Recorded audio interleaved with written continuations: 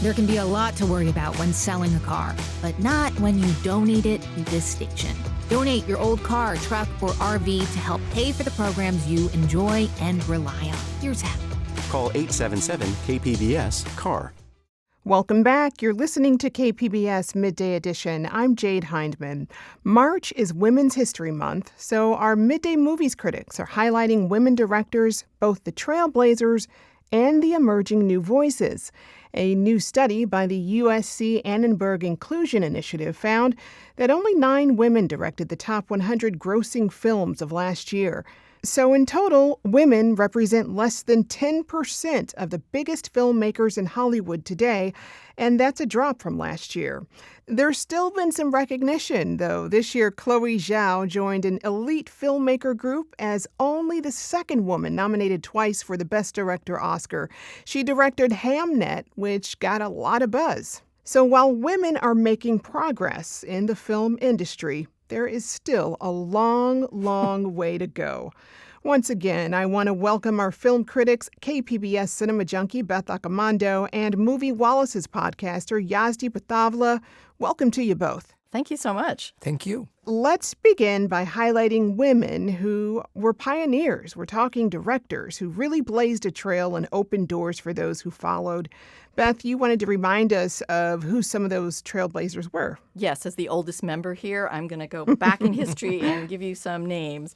So Alice Guy Blanchet is a French woman credited as the first woman director. And Dorothy Arnaz is the first woman who joined the Directors Guild back in 1936. And her career spanned from the silent era on into the 1940s. But the person I want to highlight is Ida Lupino. Most people probably know her as an actress. She was famous for her tough noir dames in films like Roadhouse and They Drive by Night. But she had this opportunity in 1949. She had scripted a film called Not Wanted, and it was about abortion, which was a daring subject at that time. And the director had a heart attack on the third day of the shoot. And since she knew the script so well, they decided they would let her, uncredited, direct the film. So she stepped in, and she is someone who, while she was making all her films as an actress, was very observant of the director she was working with. So she did a good job. The film made a lot of money, and she ended up forming a film production company with her then husband, Collier Young, and she directed this great film noir called The Hitchhiker. And as the title implies, it's a story about 2 men who are driving to a camping trip who end up picking up a hitchhiker with some unpleasant results. Face front. And keep driving. Sure, I'm Emmett Myers. Do what I tell you, and don't make no fast moves, or a lot of dead heroes back there get nervous. So this is a gritty, tough-as-they-get noir thriller. There are 3 male leads in this film, no women of note, and I just love how masterfully she handled this film. The tension in this is ratcheted up all the way through. It's a great film. She became a very prolific director. She tackled issues of rape and disability in her independently produced features. And she had a really long career directing television. She did over 100 episodes, all genres, westerns, sci-fi, detective. But most notable, she was the only woman to direct an episode of the original Twilight Zone series. And that episode was The Masks. So I just think she is a fantastic trailblazer for us to remember and to seek out her work, both as an actress and as a director. Yeah, she really opened some doors. And Yazdi, you have another trailblazer to highlight. Who is she? So I want to highlight Agnes Varda. Agnes Varda was the only female filmmaker who was part of the French New Wave. She directed her first film in 1955 when she was just 27 years old. And she continued on for another 6 decades, all the way to 2019, when she made a documentary about herself and her films called Varda on Agnes, before she passed at the ripe old age of 90. She was known primarily for bringing documentary realism even to her fictional stories. And she was known for her location shooting and for bringing in a lot of non-professional actors. No other than Scorsese has called her one of the gods of cinema. You may know her from very seminal French films such as Cleo from 5 to 7, which was this lovely story about a woman spending a couple of hours while she's waiting to find out the results from her biopsy to find out if she has cancer or not. It's a lovely film. Gleaners and I is another film that she directed, and I really like her for her documentaries, including daguerreotypes and especially Faces, Places. And to give an idea of the person that she was, here's a clip from an interview with Warda. And every single film, every single story is a puzzle. You bring the pieces in. Does it make an image at the end that makes sense? Does it end with a face or a landscape or a black wall, you know? You work, but you exactly know what you build, what puzzle you finish. And what I love the most and what I feel the most, now being old, that some pieces of the puzzle are missing, and they will be missing all the time. And there is no one documentary that has all the pieces of the puzzle. It's just some pieces. And you have to invent, to understand, to imagine the rest. There is no truth, you know that. She did a lot of great work. Well, Beth, you wanted to add another foreign filmmaker here. Yes, I want to slip in a real quick mention of Lina Wertmuller. She's the Italian director of Swept Away and Seven Beauties, and she has a milestone. In 1976, she was the first female director to be nominated for an Academy Award for Best Director, so I think she needs to be in the record books for that. Absolutely. Amen. Well, let's turn to some of your personal favorites. Yazdi, I know you love them all, but if you had to pick just one, who would it be? There are so many to pick from. I wanted to mention Mira Nair, I wanted to mention Jane Campion, I wanted to mention Catherine Bigelow, but the one I settled on is Gina Prince Bythewood. She's made lovely movies including Love and Basketball, The Secret Lives of Bees, Beyond the Lights, as well as The Woman King, most recently with Viola Davis. She has been quietly making studio-backed films since the early 2000s when she first directed Love and Basketball. And is there a better American romantic film made than Love and Basketball? Here's a clip from the movie. You asked me what was missing What? from basketball. You woke me up to tell me that? It's not fun for me anymore because you're missing. What I'm trying to say is, I've loved you since I was 11. We haven't talked since college. You wait 2 weeks before my wedding to tell me something like that. I know, I probably should have said it 2 weeks ago. You haven't changed. You still think the sun rises and sets on your Well, guess what? It doesn't. Then why are you so upset? Because you don't pull the on someone who's about to get married. Better late than never. Right? Wrong. She's really had a wonderful career, and her early films had predominantly African-American characters. But of late, she's kind of diversified, and most recently she made The Old Guard with Charlize Theron for Netflix. And I'm really excited for her next venture, where she kind of moves into the fantasy arena, and it's the movie Children of Blood and Bone, which has Viola Davis again, along with Idris Elba. So really looking forward to that. Yeah, she's made some really good classics. I can't wait to see that one either. Beth, who are your favorites? It's a tough call to narrow that down as well. I will do a little quick mention of Lynn Ramsey. Mm-hmm. She did Ratcatcher, Morven Caller, and really impressively, We Need to Talk About Kevin, which is an incredibly difficult film about a school shooting. I guess you can call it a shooting, even though he used arrows and not a gun, I believe. But she's an amazingly poetic filmmaker. Mm-hmm. What's interesting, her and my other favorite director I'm going to mention, which is Catherine Bigelow, they're both very visual storytellers, but visual in very different ways. Lynn Ramsey is much more kind of this quiet poetry, and Catherine Bigelow is very much into this action, adrenaline-driven kind of filmmaking. I loved Catherine Bigelow from her first film. She did Loveless, and then impressively Near Dark, which combines vampires and action, which I absolutely adore. She also did Zero Dark 30, Point Break, which is another great action film. Most recently, she did House of Dynamite. I love the fact that she was a filmmaker that didn't play up being a woman director. She just went out and did these films, took the projects that she loved and that she wanted to do.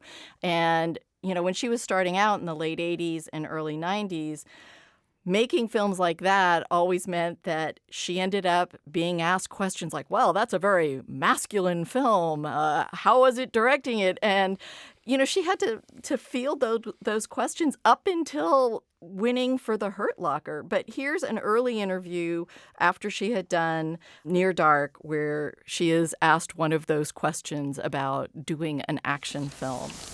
I don't know. It's sort of hard for me to stand outside it and to see what changes perhaps that film might be able to make. I certainly hope it opens up the arena for women to enter action.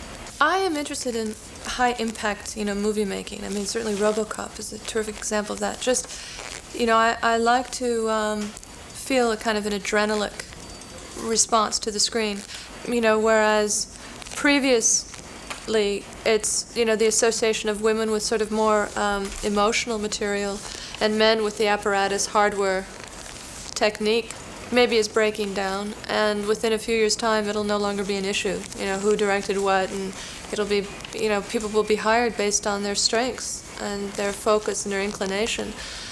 I hope that's the case soon. Not quite there yet, but definitely making progress.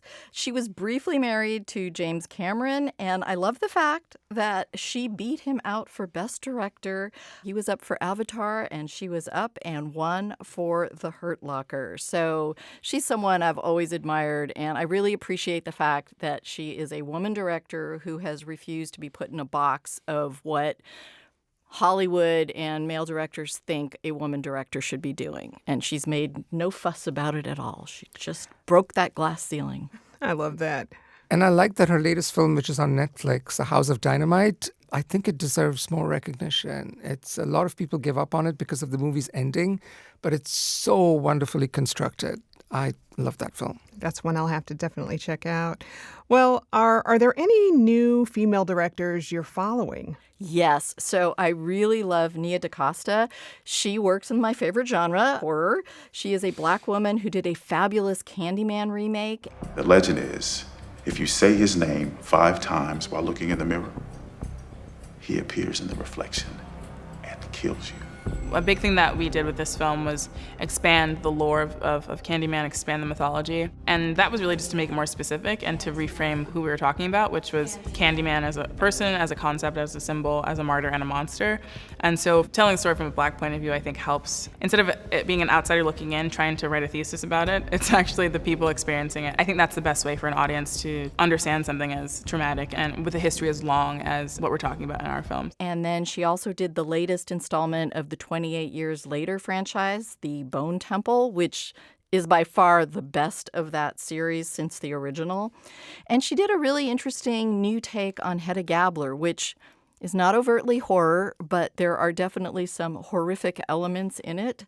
So she's really somebody to watch. I can't wait to see what she does next.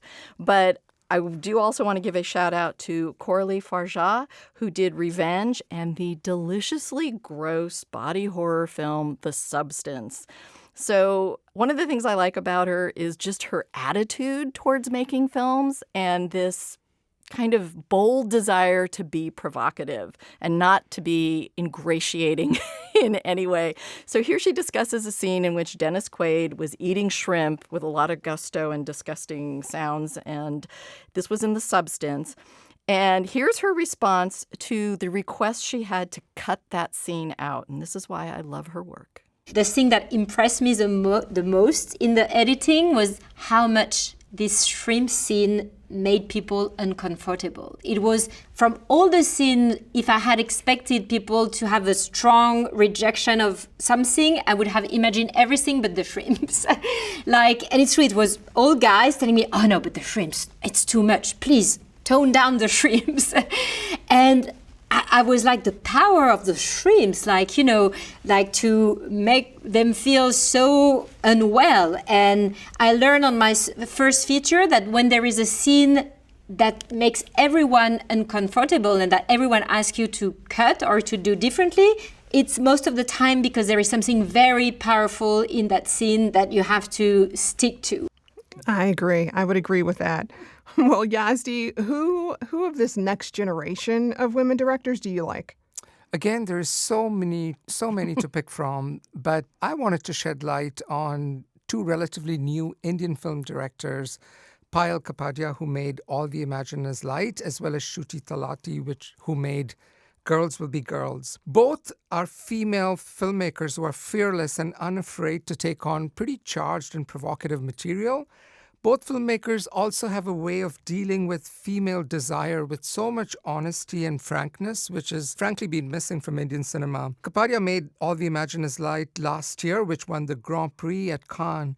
And it is a lovely, quiet examination of a few female characters from the lowest rungs of the economic ladder in current-day Mumbai. And then Talari made this lovely film called Girls Will Be Girls right around the same time. And that film is set in a boarding school in India where a girl begins to assert her burgeoning sexual desire under the watchful gaze of her single-parent mom. And here's a scene from the film where she brings in a co-student who she really likes to meet her mom for the first time.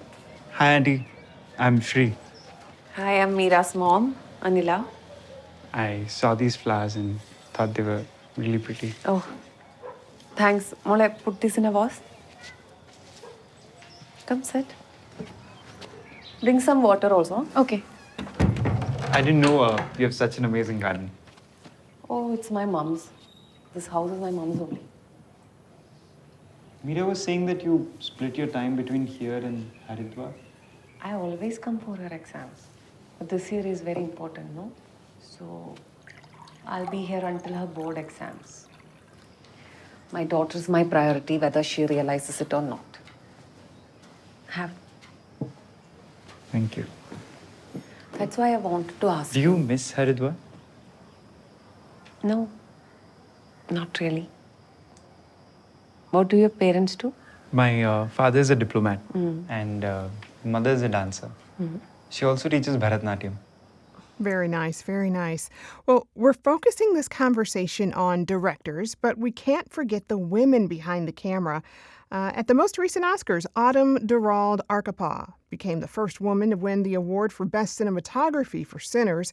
Are there any women behind the scenes that you want to shout out? Well, as somebody who loves editing and admires women editors who have been at the forefront of that craft for many years, decades, in part because Hollywood saw editing as sort of an extension of clerical work back in the day because, you know, there were script girls who kept records and they felt like, oh, yeah, editing is just an extension of this clerical job. So I would shout out Thelma Schoonmaker, who's been Martin Scorsese's editor for decades. She does amazing work. And again, you know, she works in films that are often not considered what would be the typical realm for women to be editing, gangster tales, violent stories.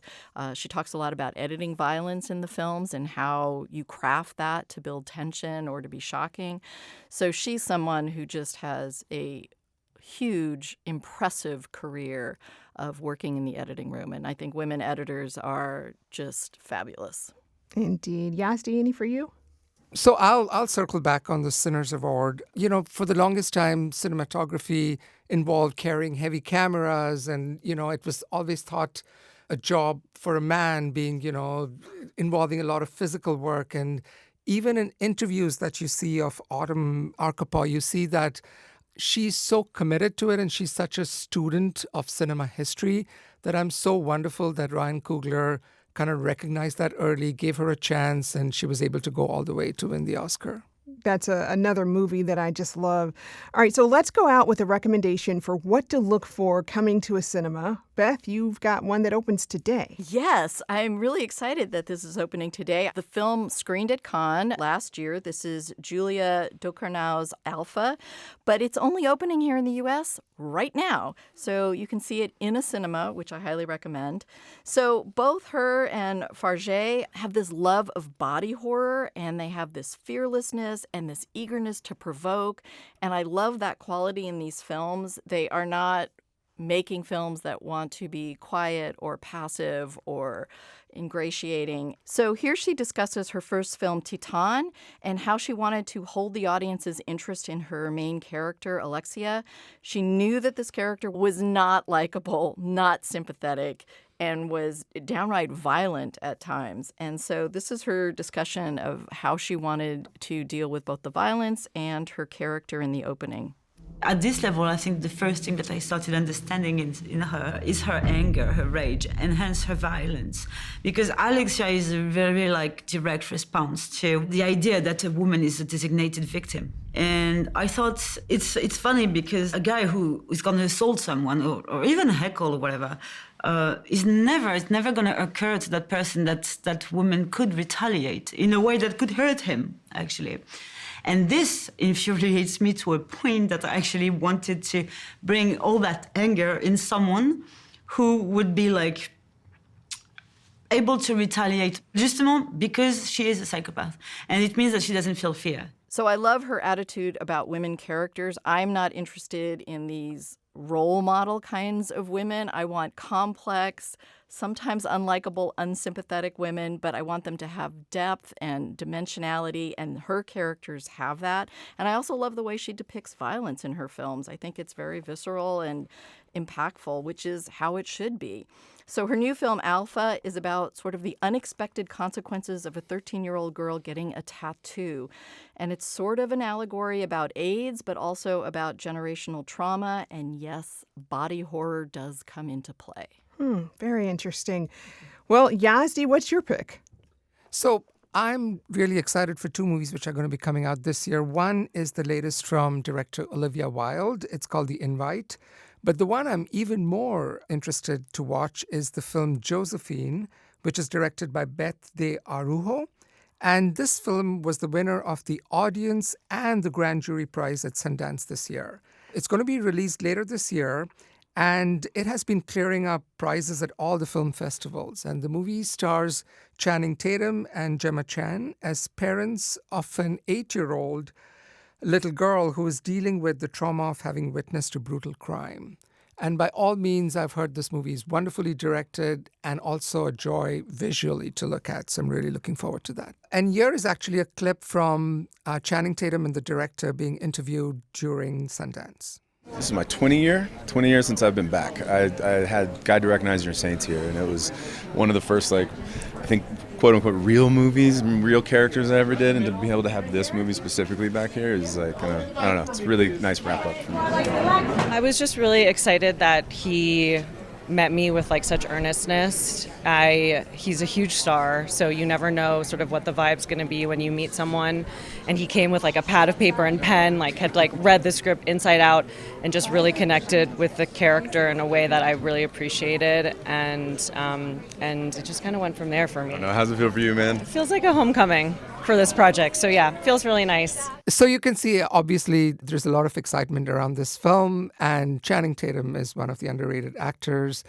And yeah, I'm really looking forward to this one. Wow. Well, there were so many trailblazers and up-and-coming talent talked about here today. I love everyone's work and can't wait to see more of it. I've been speaking with KPBS arts reporter Beth Accomando and Movie Wallace's podcaster Yazdi Batavala. For more on their picks, check out kpbs.org. Beth, Yazdi, as always, thank you. Thank you so much. Thank you. San Diego County is known for being one of America's most expensive regions. KPBS's new series, Price of San Diego, explores the real cost of living, from rising grocery prices to car insurance premiums. Follow our series at kpbs.org/Price of San Diego.